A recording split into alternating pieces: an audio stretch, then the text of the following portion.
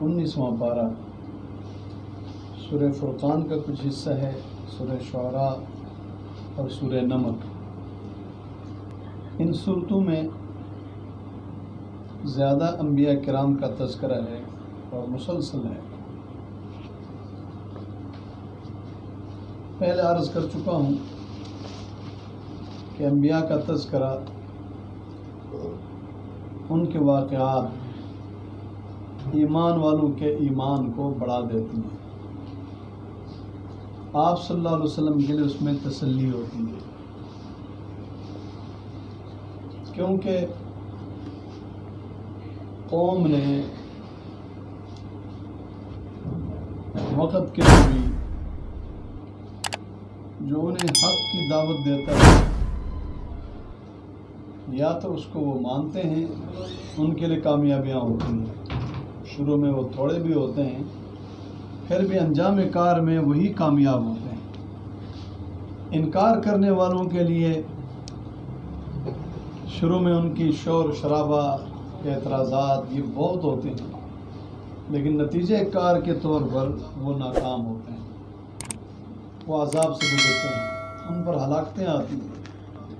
چنانچہ جن انبیاء کے تذکرہ بار بار آ رہا ہے کئی صورتوں میں، یہ وہی انبیاء ہیں جن کی قوموں پر عذاب آیا ہے۔ نوح علیہ السلام کا تذکرہ ہے، ان کی قوم پر عذاب آیا ہے۔ ہود علیہ السلام کی قوم پر عذاب آیا ہے، صالح علیہ السلام کی قوم پر عذاب آیا ہے، لوط علیہ السلام کی قوم پر عذاب آیا ہے، شعیب علیہ السلام کی قوم پر 3 قسم کے عذاب آئے۔ اس لیے انہی انبیاء کے تذکرے بار بار ہیں۔ پھر موسیٰ علیہ السلام کا تذکرہ ملتا ہے، وہ ذرا تفصیل سے ہوتا ہے، اس میں آپ کا فرعون کے سامنے حق بیان کرنا، پھر فرعون کے مقابلے میں آنا، فرعون کا آپ کے مقابلے میں آنا، پھر یہ مقابلہ چلتے چلتے ان کی طرف سے مظالم، آپ کی طرف سے صبر، بنی اسرائیل کی طرف سے بے صبری، اور آپ ان کو تسلی دے رہے ہیں۔ یعنی آپ انبیاء کے تذکروں کو جب پڑھیں گے تو اس کا خلاصہ یہی نکلے گا کہ آپ صلی اللہ علیہ وسلم اور صحابہ اور قیامت تک آنے والے ایمانداروں کے لیے ان واقعات میں تسلی ہے، اور یہی واقعات ہیں جو کئی اعتبار سے نقلی دلیل کے طور پر کہ ان انبیاء نے بھی اپنی قوم کو اللہ کی توحید سنائی اور ان میں جو برائی تھی اس برائی کی اصلاح کی بات کی۔ آج کے اس درس میں سورہ فرقان کی، چونکہ اس میں اللہ کے مبارک ہونے کا ذکر ہے، برکتوں کا ذکر ہے، تبارک الذی نزل الفرقان علی عبدہ، وہ ذات بہت برکت والی ہے جس نے اپنے بندے پہ قرآن اتارا ہے۔ پھر آیت نمبر 10 میں آپ پڑھیں گے تبارک الذی ان جاء جعل لک خیرا من ذلک جنات تجری من تحتها الانہار ویجعل لک قصورا۔ یہی اللہ برکت والے ہیں، اور یہی اللہ آپ کو کل جنت میں دنیا سے زیادہ برکتوں والی چیزیں عطا فرمائیں گے، باغات عطا فرمائیں گے، محلات عطا فرمائیں گے۔ پھر تیسری دفعہ بھی یہی دعویٰ ہے، اللہ کی برکتوں کا دعویٰ ہے، جس میں اسی عنوان کے ساتھ ہے تبارک الذی، تبارک کے ساتھ، کہ وہ اللہ بہت برکت والے ہیں۔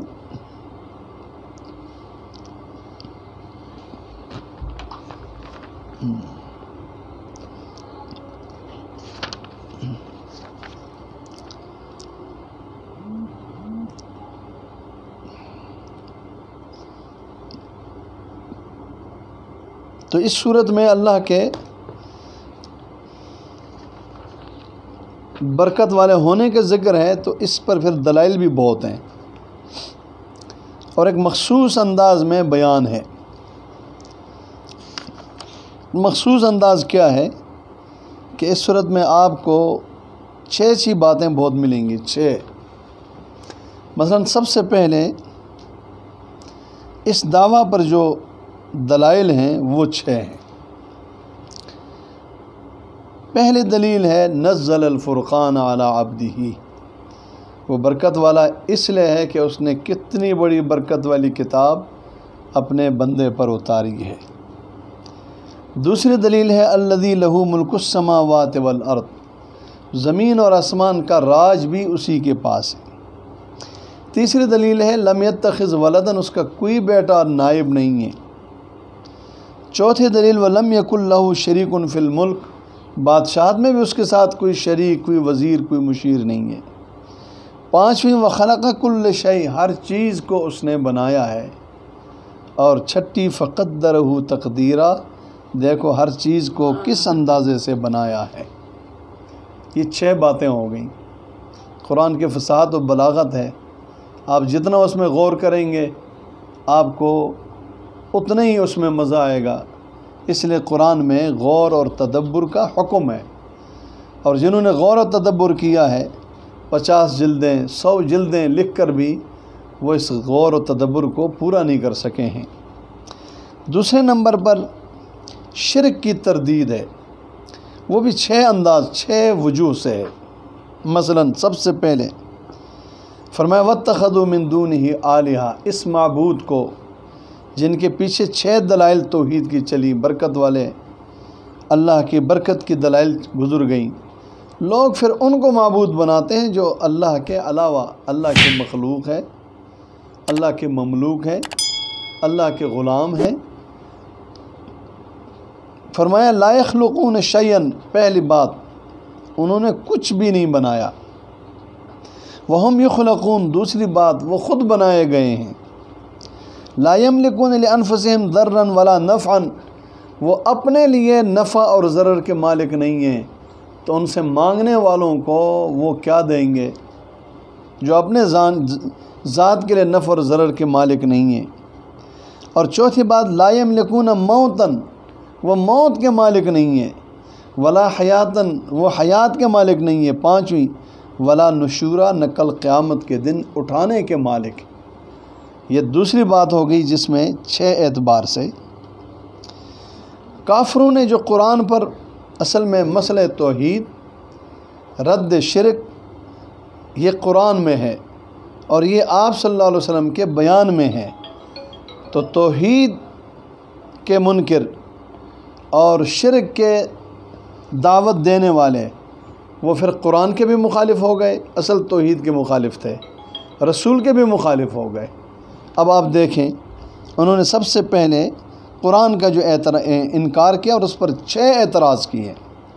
کیسے؟ قال الذین کفروا، کافروں نے کہا ان ھذا، یہ قرآن، الا افکن، پہلی بات یہ جھوٹ ہے، استغفر اللہ، افطرا، دوسری بات محمد نے اپنے طرف سے بنایا ہے صلی اللہ علیہ وسلم، وَأَعَانَهُ عَلَيْهِ قَوْمٌ آخَرُونَ، ان کے پاس کوئی لوگ آتے ہیں وہ اس قرآن بنانے میں ان کی مدد کرتے ہیں۔ تیسرا اعتراض فقط جاؤ ظلم وزورا، بہت ظلم کی بات انہوں نے کی۔ چوتھا اعتراض قالوا اساطیر الاولین، یہ پچھلے لوگوں کی کہانیاں ہیں۔ پانچواں اعتراض اکتتبھا، یہ خود لکھا ہے۔ چھٹا اعتراض فیتملی علیہ بکرۃ واصیلا، یہ ان پر پڑھا جاتا ہے صبح اور شام۔ آپ نے دیکھا یہ تیسرا موضوع تھا جس میں 6 باتیں تھیں۔ اب انکار رسول جو ہے نا اس پر بھی 6 باتیں ہیں۔ مثلا پہلا اعتراض رسول پر کہ یاکل الطعام، یہ کھانا کھاتا ہے۔ دوسرا اعتراض یمشی فی الاسواق، یہ بازاروں میں گھومتا ہے، تو بازار میں تو جانا ہے، چیزیں خریدنی ہے، وہاں لوگوں کو دعوت دینی ہے۔ انسان جو ہے تو انسان نے تو پھر جہاں انسان ہوں گے وہاں جانا ہے۔ تیسرا اعتراض پہلا کھانا کھاتا ہے تو انسان ہے، انسان نے تو کھانا کھانا ہے۔ یمشی فی الاسواق، بازار میں چلتا ہے۔ لولا انزل الیہ ملک، ان کے پاس پھر فرشتہ کیوں نہیں آتا ہے اللہ کی طرف سے؟ تیسرا او یلقی الیہ کنز، یہ اللہ کا رسول ہے تو اس کے پاس تو بڑے خزانے ہیں، تو کچھ خزانے لے کے ان پر اللہ نے کیوں نہیں بھیجا؟ او تکون لہ جنت یاکل منہا، یا ان کا کوئی باغ کیوں نہیں ہے؟ مکہ والے اصل میں باغ کو بڑے ترستے تھے، اب تو چلو کچھ مزارے وغیرہ لوگوں نے بنا دیے ہیں وسائل لگا کر، لیکن ویسے مکہ میں کوئی باغ کے حالات نہیں تھے، کوئی درخت اور پودے کے۔ اور ساتھ ساتھ انہوں نے کہا ان تتبعون الا رجلا مسحورا، ان پر تو جادو ہوا ہے اور تم جادو والوں کے پیچھے چلتے ہو۔ قرآن کہتا ہے دیکھو ان ظالموں نے آپ کے لیے اعتراضات کے کیسے کیسے مثالیں بیان کی ہیں، فضلوا، خود بھی گمراہ ہوئے، فلا یستطیعون سبیلا، یہ اب سیدھے راستے پہ چلنے کے قادر نہیں ہے، قدرت نہیں رکھتے۔ اچھا، اب دو چیزیں اور ہوں گی جن میں 6 باتیں، پھر میں آگے اپنا مضمون کو لے جاؤں گا۔ ایک تخویف اخروی اور ایک بشارت۔ تخویف ڈرایا گیا ہے، یہ قرآن کا ایک اصطلاح ہے، ڈرانا۔ کبھی دنیاوی طور پر ڈراتے ہیں اللہ تعالیٰ، کبھی اخروی طور پر۔ یہ جو انبیاء کے واقعات ہیں یہ ساتھ ساتھ تخویف دنیاوی بھی ہیں جن پر دنیا میں عذاب آیا ہے، اور آخرت کے تذکرے کے ساتھ تخویف اخروی بھی ہے۔ یہاں تخویف اخروی ہے۔ پہلی بات فرمایا یہ انکار کرتے ہیں قیامت کے، اور ہم نے ان کے لیے تیار کر رکھا ہے بھڑکتی ہوئی آگ۔ اذا رأتهم من مکان بعید، یہ آگ جب ان کو دور سے دیکھے گی، پہلا ڈرایا گیا تو سمعوا لہا تغیظا، یہ اس کا آواز اور غصہ اور شور سنیں گے، غصے کو سنیں گے، یہ دوسری صفت ہو گئی۔ وزفیرن، اور آواز، سمعوا لہا تغیظا وزفیرا۔ تیسری بات اذا القوا منها مکانا ضیقا، ان کو اس تنگ جگہ پہ ڈالا جائے گا مکان میں۔ پانچویں صفت مقررین، ان کو باندھا گیا ہوگا آگ کی زنجیروں کے ساتھ۔ اور چھٹی بات دعوا ہنالک ثبورا، یہ وہاں موت مانگیں گے قدم قدم پہ کہ ہم مر جائیں اور ہم ختم ہو جائیں تو اچھا ہے۔ اور اللہ بھی فرماتے ہیں کہ تم موت مت مانگو ایک دفعہ، بلکہ بہت موت مانگو، تمہیں موت نہیں ملے گی، تمہارا خاتمہ نہیں ہوگا، بلکہ تمہیں اسی طرح عذاب میں تمہیں ہمیشہ کے لیے چھوڑا جائے گا اور تمہیں سزا دی جائے گی۔ اچھا، اس کے مقابلے میں توحید ماننے والے انبیاء کے پیغام کو ماننے والوں کے لیے پھر بشارت ہے، اس کے بھی احوال سے 6 احوال ہیں۔ مثلا فرمایا یہ جہنم اوپر آ گیا نا، اب آپ ذرا جنت کے احوال کو دیکھیں۔ ام جنت الخلد، پہلے بات یہ کہ جنت ہمیشہ کے لیے، اللہ تعالیٰ ہم سب کو نصیب فرما دے، جو متقیوں کو ملے گی، وعدہ ہے متقیوں۔ دوسری بات جزاءً، یہ دنیا کے اچھے اعمال کا بدلہ ہوگا۔ تیسری بات مصیراً، یہ ہمیشہ کے لیے ٹھکانہ ہوگا۔ چوتھی بات لہم ما یشاؤون، ہر وہ ملے گا جس کو انہوں نے چاہا۔ اور پانچویں بات خالدین، ہمیشہ رہیں گے۔ اور چھٹی بات کان علی ربک وعدا مسئولا، یہ جنت کا وعدہ ایسا ہے کہ تم جب بھی چاہو، وعدہ ہے اللہ کا، مسئولہ جس کا پوچھا جائے، مثلا اللہ اپنا وعدہ کو ضرور پورا کریں گے۔ یہ تھوڑا سا آپ کو میں نے ایک اندازہ بتا دیا کہ دیکھا 6 باتیں، ہر جگہ 6 باتیں۔ قرآن کی یہ فصاحت اور بلاغت ہے جس کے مقابلے میں عرب جیسے فصیح اور بلیغ قوم اور قیامت تک آنے والے عاجز ہیں، اور یہی ان سے کہا گیا ہے کہ تم قرآن کے مقابلے میں نہیں لا سکتے ہو، اور لا سکتے ہو تو 10 صورتیں لے آؤ، 1 سورت لاؤ، چھوٹی سورت لاؤ، نہیں لا سکتے ہیں۔ اسی میں ایک عنوان ہے قرآن کے حوالے سے کہ قرآن کی اتباع اور رسول اللہ صلی اللہ علیہ وسلم کی اتباع کا۔ آیت نمبر 26 میں فرمایا الملک یومئذ الحق للرحمن، قیامت کے دن کا مالک اور سچا مالک وہ رحمان ہے۔ وہ دن کافروں کے لیے بڑا سخت ہے، کتنا سخت، وَيَوْمَ يَعَزُّ الظَّالِمُ عَلَى يَدَيْهِ، ایک موقع ایسا آئے گا کہ مجرم اور ظالم اپنے ہاتھ کاٹے گا۔ یہ انسان بہت حسرت اور افسوس میں کاٹتا ہوتا ہے۔ کہے گا کیا مجرم، آج کس چیز پر اپنے ہاتھ کاٹے گا، پچھتائے گا اور نادم ہوگا۔ فرمایا یقول یا لیتنی اتخذت مع الرسول سبیلا، اے کاش میں دنیا میں رسول کے راستے کو اپناتا اور میں رسول کے پیچھے چلتا۔ اللہ ہمیں رسول کے راستے پہ چلنے کی توفیق عطا فرما دے۔ اور کہے گا یا ویلتا لیتنی لم اتخذ فلانا خلیلا، اے کاش وہ جس فلاں نے مجھے اس رائے حق سے ہٹا دیا، جیسے وہ ہوتے ہیں نا دوسرے راستے کی طرف لے جانے کے لیے نمائندے ہوتے ہیں دوسروں کے، میں اس نمائندے کے ہاتھ میں گمراہ ہوا، کاش کہ میں اس کو اپنا دوست نہ بناتا۔ لقد اضلنی عن الذکر بعد اذ جاءنی، اس نے تو مجھے اس کے بعد گمراہ کر دیا جب میرے پاس ہدایت پہنچ چکی تھی۔ اللہ کا وعدہ ہے، ایک تو ہماری فطرت اسلام کی بنائی ہے اللہ نے، اور دوسرا عہد الست، شروع میں ہم سے عہد توحید کا لیا ہے، اور تیسری بات ہمیں عقل سلیم عطا کیا ہے، چوتھی بات پہلے پیغمبر آتے رہے اور ان پر کتابیں آتی رہی، اب چونکہ آپ صلی اللہ علیہ وسلم خاتم النبیین ہیں تو آپ پر آخری کتاب، آخری رسول کے طور پر اب آپ کی رسالت بھی قیامت تک ہے، آپ کی تعلیمات قیامت تک ہیں، قرآن قیامت تک ہے۔ یہ ساری وہ چیزیں ہیں جو انسان تک کسی نہ کسی وقت پہنچ جاتی ہیں۔ اب وہ کہے گا کہ کاش کہ اس ہدایت کے آنے کے بعد میں اس کو دوست نہ بناتا جس نے مجھے حق سے اور اس ہدایت سے ہٹا دیا۔ اور اللہ فرماتے ہیں وَكَانَ الشَّيْطَانُ لِلْإِنسَانِ خَذُولًا، یہ دنیا میں یہ شیطان بڑا دوست بن کر کے آتا ہے، بڑی امیدیں دلاتا ہے، اور بڑے یہ اور وہ، اور میرا جناب اتنا یہ، میں یہ کروں گا وہ کروں گا، جیسے بدر والوں میں وہ مشرکین کو کہا تھا نا میں تمہارے ساتھ ہوں، لیکن جب میدان میں فرشتے دیکھا تو پھر بھاگ گیا۔ اللہ فرماتے ہیں یہ صرف بدر میں ایسا نہیں کیا ہے، یہ شیطان ہے ہی ایسا کہ یہ عین جب آپ کی ضرورت پڑتی ہے تو خذولا، یہ آپ کی مدد چھوڑ کر بھاگ کر چلا جاتا ہے۔ ایک آیت اور بھی ہے، میں ایسی بات چاہتا ہوں کہ سامنے آ جائے جس سے عام طبقے کو، میں پہلے بھی عرض کر چکا ہوں، پھر ایک دفعہ کہہ دیتا ہوں،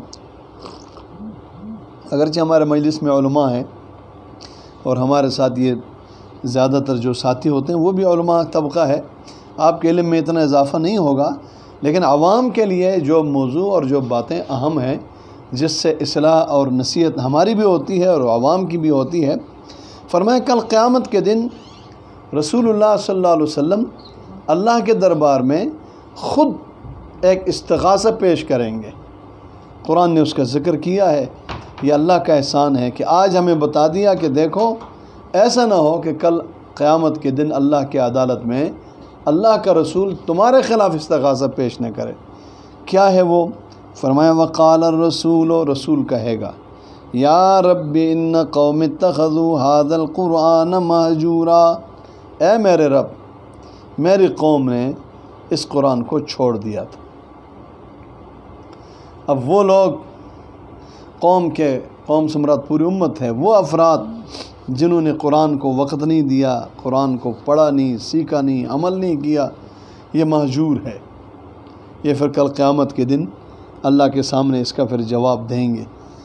اعتراضات ہیں جیسے شروع میں قال الذین لا یرجون لقاءنا میں، اور اسی طرح لا یاتونک بمثل الا جئناک بالحق، یہ اعتراضات کے جواب اس وقت ہے چونکہ کسی پہلے کچھ ہو بھی گئے ہیں اور کسی اور موقع پہ عرض کریں گے۔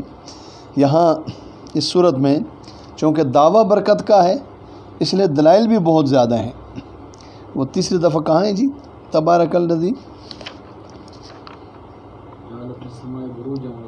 ہاں یہ کہاں ہے، کدھر ہے جی؟ اچھا آخر میں ہے۔ اچھا جی، یہ میں پہلے بھی ڈھونڈتا رہا، آیت نمبر 61 میں تیسرے دفعہ دعویٰ ہے سورت کا، تبارک الذی، برکت والا ہے وہ ہے، جعل فی السماء بروجا، جس نے آسمان میں بہت برج پیدا کیے ہیں جس تک کسی کا تصور بھی نہیں پہنچ سکتا ہے۔ فرمایا وجعل فیہا سراجا وقمرا منیرا، اس میں سورج ہے، اس میں چاند روشن ہے، اس نے رات بنائی ہے، دن بنایا ہے۔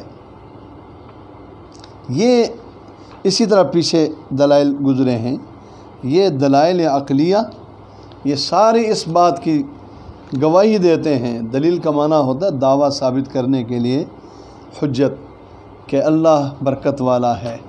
پھر اللہ کے وہ بندے جنہوں نے اللہ کو مبارک فی کل شے، ہر چیز میں برکت دینے والا مان لیا، ان کے پھر صفات کا ذکر ہے تقریباً یہ 15 صفات ہیں وعباد الرحمن سے لے کر آخر تک۔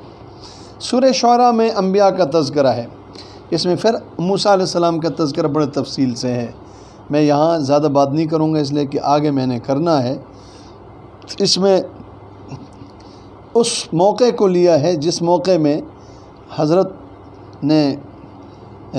موسیٰ علیہ السلام نے فرعون کو دعوت دی ہے۔ فرعون نے انکار کیا ہے، آپ نے معجزے دکھائے ہیں، وہ ساحر سمجھ کر جادوگروں کو لایا ہے، پھر جادوگروں کے ساتھ مقابلہ ہوا ہے، اور مقابلے کے نتیجے میں القی السحرۃ ساجدین، جب وہ ہار گئے تو سجدے میں گرے ہیں۔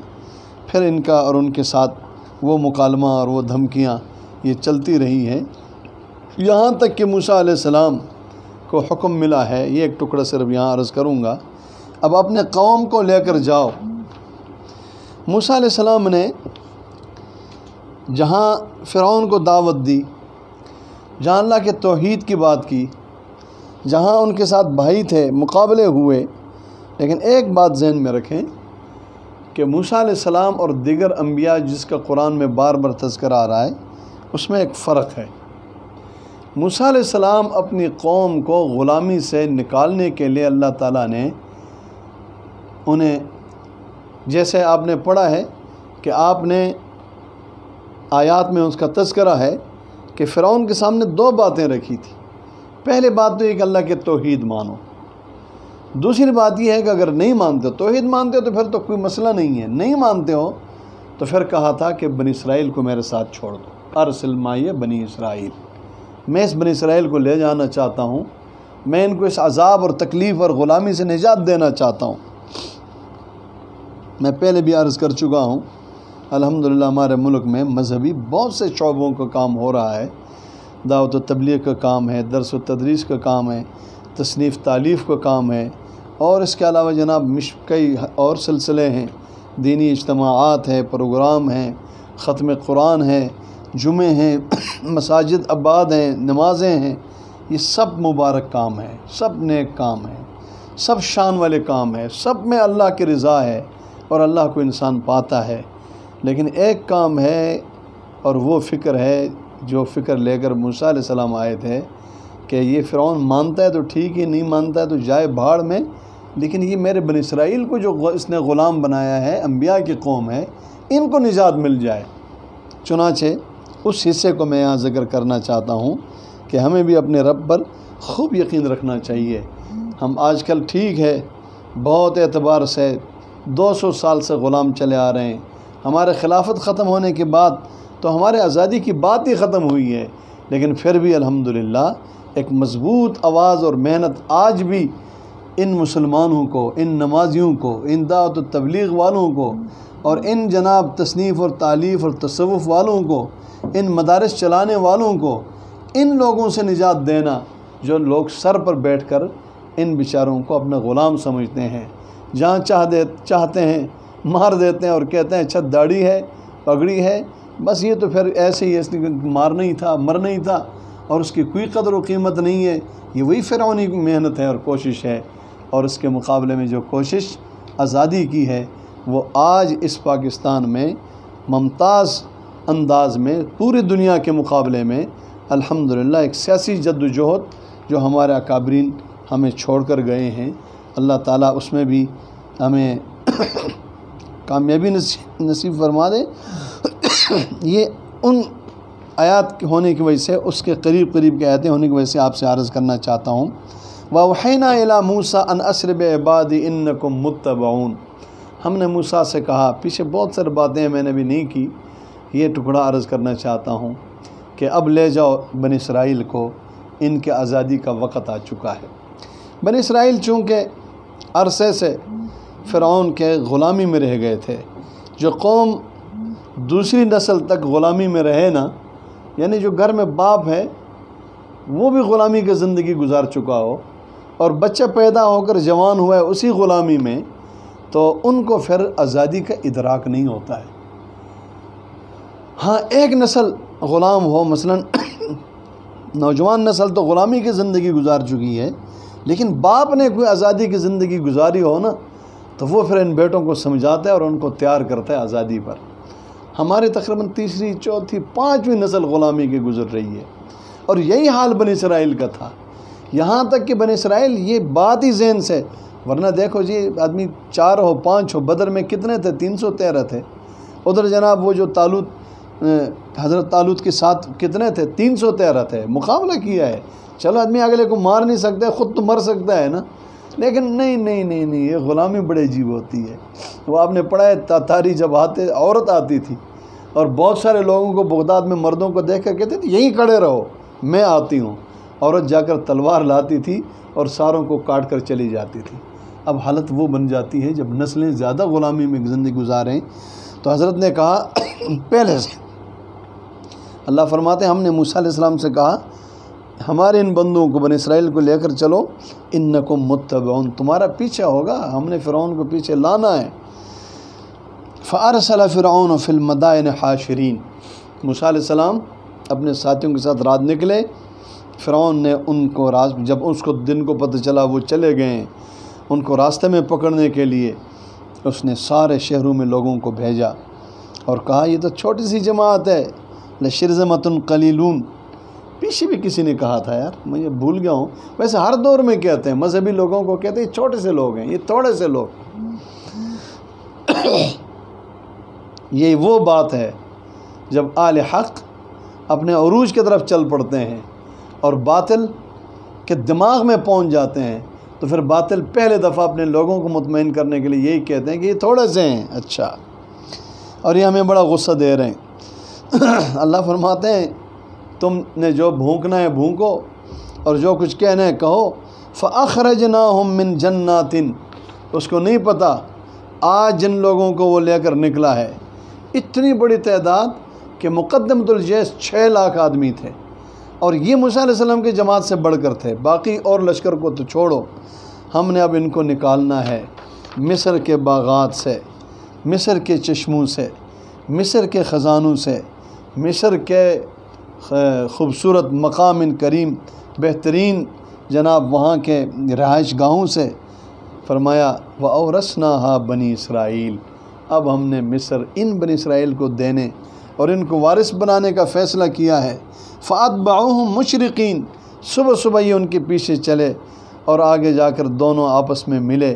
تو اصحاب موسیٰ نے کہا او جی ہم تو پکڑے گئے، آ گیا پیچھے فرعون اس کا لشکر۔ بھئی مشکل حالات آتے ہیں، انبیاء پر مشکل حالات آئے ہیں تو ہم کون ہوتے ہیں، بنی اسرائیل کون ہوتے ہیں، لیکن مشکل حالات ہی وہ مستقبل کے کامیابی کے لیے اور وہ مستقبل کے آزادی کے لیے بنیاد ہوتی ہے۔ کچھ لوگوں کی قربانیاں کبھی کبھی پورے جناب امت اور پورے قوم کی نجات کا ذریعہ بنتے ہیں۔ فرمایا کہ قال، آپ نے کہا کلا، نہ ڈرو، فرعون کا خوف نکالو ذہن سے، ان معی ربی، اس لیے کہ میرے ساتھ رب ہے، میرے ساتھ رب ہے۔ جب رب ساتھ ہو تو پھر کیا فرعون ہے۔ ادھر غار ثور میں ان اللہ معنا لا تحزن ان اللہ معنا، ہمارے ساتھ رب ہے تو مکے والوں کے کوئی غم فکر مت کرو۔ اور یہاں فرمایا ان معی ربی سیہدین، وہ ہمیں راستہ دکھائے گا، ادھر جاؤ، ہمیں راستہ دکھائے گا۔ اب موسیٰ علیہ السلام نے بھی متعین اس لیے نہیں بتایا کہ ان کے سامنے بھی یہ شکل نہیں ہے معلوم کہ وہ راستہ کیسے بتائے گا، لیکن یقین ہے۔ فرمایا ہم نے پھر موسیٰ سے کہا اسی عصا کو مارو، اسی پانی میں مارو جس دریا نے آپ کا راستہ روکا ہوا ہے۔ جب انہوں نے مارا تو جناب 12 راستے بن گئے، اور فرماتے ہیں کہ یہ سارے پار ہو گئے، اور جب فرعون اور اس کا لشکر بیچ میں آ گیا ہم نے ان کو غرق کر دیا۔ وَأَنْجَيْنَا مُوسَىٰ وَمَن مَّعَهُ أَجْمَعِينَ ثُمَّ أَغْرَقْنَا الْآخَرِينَ إِنَّ فِي ذَلِكَ لَآيَةً، اس میں بڑی نشانی ہے۔ وَمَا كَانَ أَكْثَرُهُم مُّؤْمِنِينَ وَإِنَّ رَبَّكَ لَهُوَ الْعَزِيزُ الرَّحِيمُ۔ ابراہیم علیہ السلام کا تذکرہ، نوح علیہ السلام کا تذکرہ، ہود علیہ السلام کا تذکرہ، پھر صالح علیہ السلام کا تذکرہ، اور حضرت لوط علیہ السلام کا تذکرہ، شعیب علیہ السلام کا، یہ سارے تذکرے اس صورت میں ہے۔ اور آخر میں جناب آپ صلی اللہ علیہ وسلم کو حکم ہے، فرمایا فلا تدع مع اللہ الہا آخر، آپ نے اللہ کے ساتھ کسی کو نہیں پکارنا۔ وانذر عشیرتک الاقربین، آپ نے اپنے قریبی رشتہ داروں کو دعوت دینی ہے۔ 2 واخفض جناحک لمن اتبعک من المؤمنین، ایمان والوں کے لیے آپ نے نرمی رکھنی ہے۔ 4 فإن عصوک فقل انی بریء مما تعملون، نہ ماننے والوں کو آپ نے کہنا ہے میں تمہارے ان برے کاموں سے بری ہوں۔ اور 5 وتوکل علی العزیز الرحیم، اس اللہ پر آپ نے بھروسہ کرنا ہے جس اللہ کے لیے عزیز صفت ہے، بڑے زبردست رحیم صفت ہے۔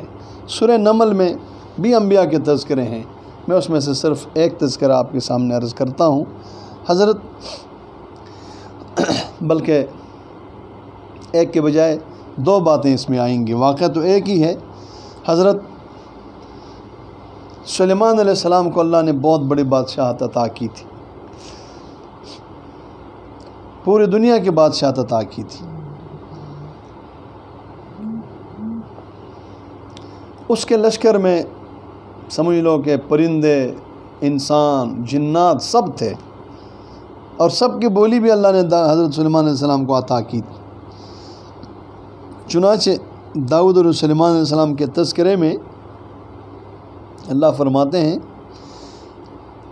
کہ انہوں نے اللہ کی تعریف کی، وقال الحمد للہ الذی فضلنا علی کثیر من عبادی المؤمنین، جس نے ہمیں بندوں میں سے فضیلت دی ہے۔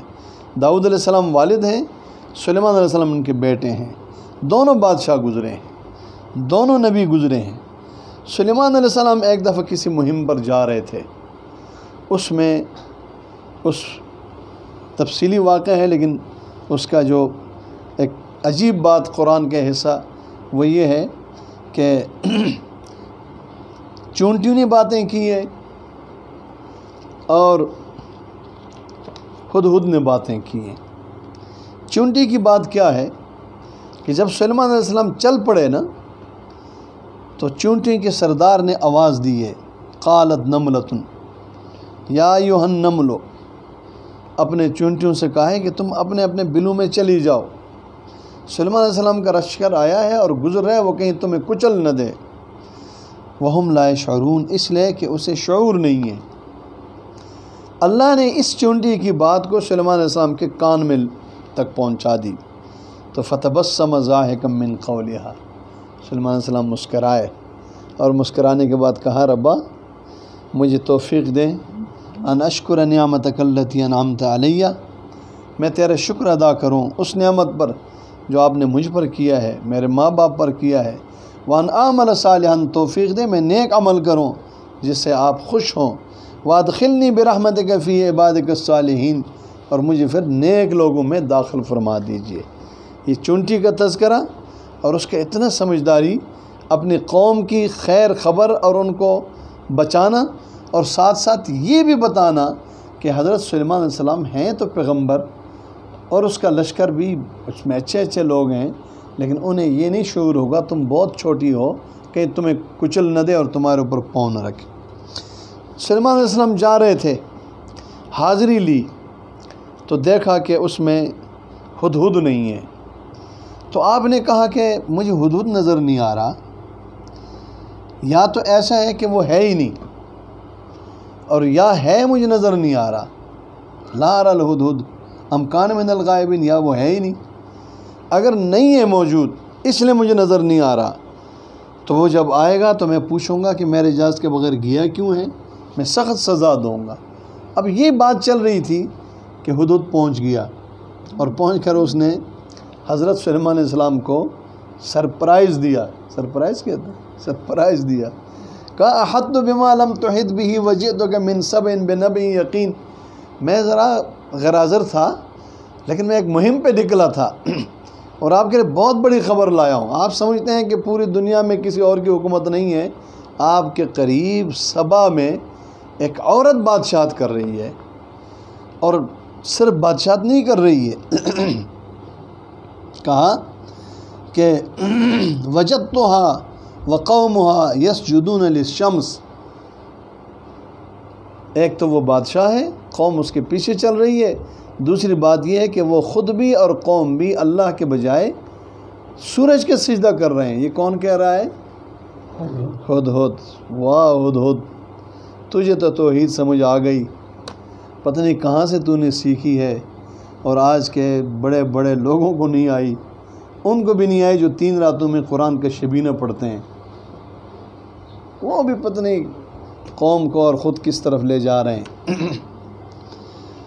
ہدہد یہ بھی کہہ رہا ہے کہ زین لہم الشیطان اعمالہم، شیطان نے ان کے شرک کو ان کے سامنے خوبصورت کر کے دکھایا ہے، جس کی وجہ سے وہ سیدھے راستے سے رک گئے ہیں۔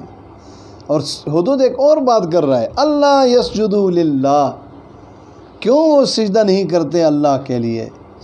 اب ہدہد کو اتنا پتہ تو نہیں تھا، اتنا تھا کہ ہدہد ویسے ایک تو وہ پانی بتاتا ہوتا تھا کہ بھی نیچے پانی کہاں ہے، تو دوسری بات یہ ہے کہ وہ اس کو یہ پتہ ہے، وہ زمین جب کھودتا ہے تو اندر ایک دانہ ہے اور وہ دانہ اگتا ہے، اس نے اسی کو دلیل بنا کر کہا وہ اس کی عبادت کیوں نہیں کرتے اللہ کے، الذی یخرج الخبأ فی السماوات والارض، جو چھپی چیزوں کو نکالتا ہے آسمان و زمین میں، ویعلم ما تخفون وما تعلنون، جو تم چھپاتے ہو وہ بھی جانتا ہے، جو تم ظاہر کرتے ہو وہ بھی جانتا ہے۔ یہ کون کہہ رہا ہے؟ ہدہد کہہ رہا ہے، اللہ وہ اللہ ہے، لا الہ الا ہوا رب العرش العظیم، سبحان اللہ۔ قرآن نے اس کو اپنا حصہ بنا دیا ہے۔ چلے جی معلوم کرتے ہیں، خط بھیجا حضرت سلیمان علیہ السلام نے، جاؤ اس کو دے کر آؤ، اور ہم بھی تحقیق کرتے ہیں کہ تم سچ کہتے ہو یا جھوٹ کہتے ہو۔ خط میں کیا تھا؟ خط میں تھا انہو من سلیمان وانہو بسم اللہ الرحمن الرحیم اللہ تعالی علیہ واتونی مسلمین۔ وہ لے کر گیا خط، اور اس نے خط کہتے ہیں کہ کھڑکی سے جا کر اس کی سینے کے اوپر رکھ لیا۔ وہ حیران ہو گئی، پہلے یہیں سے حیران کہ یہاں خط کیسے آ گیا اور یہ کیا نظام ہے۔ جب خط کو کھولا اور پڑھ لیا تو پڑھنے کے بعد مزید حیران ہو گئے، جس میں تو بہت عجیب باتیں کہتی ہے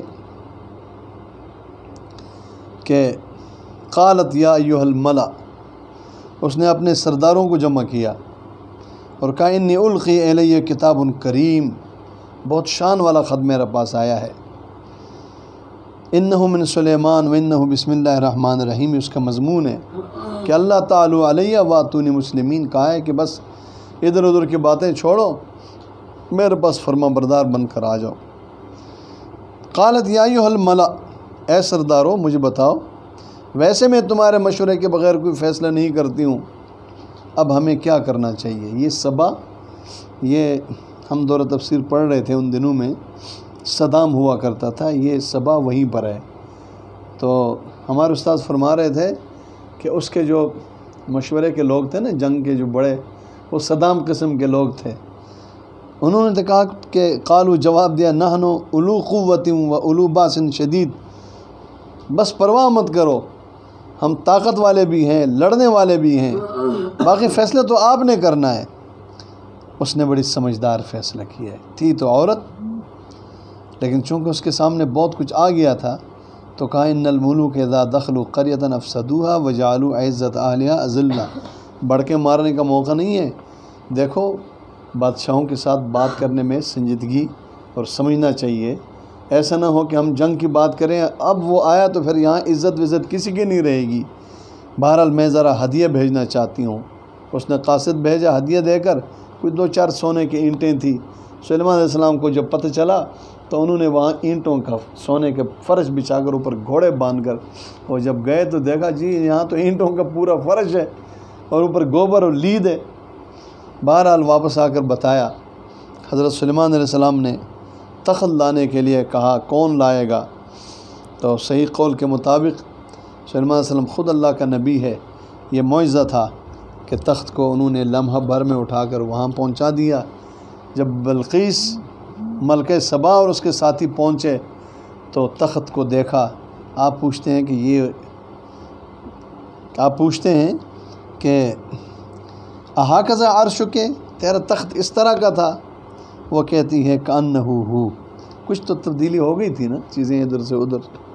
اور ساتھ کہتے وَأُوتِينَا الْعِلْمَ مِنْ قَبْلِهَا وَكُنَّا مُسْلِمِينَ، ہم اس سے اسلام لا چکے ہیں، ہمیں پہلے پتہ چل چکا ہے حق کا.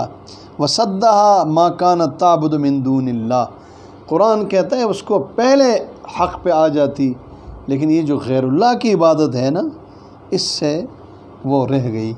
بہرحال یہ تذکرہ ہے حضرت سلیمان علیہ السلام کا، یہ سورت کا امتیاز ہے، اور قرآن میں تقریباً یہی تذکرہ ہے، اس لیے آپ کے سامنے میں نے اس کو تھوڑے سے تفصیل سے عرض کیا.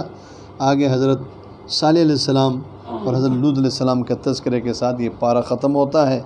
جو کچھ کہا سنا ہم نے، اللہ تعالی ہمیں خود عمل کی توفیق دے اور ان انبیاء کے نقش قدم پر چلنے کی توفیق دے. وآخر دعوانا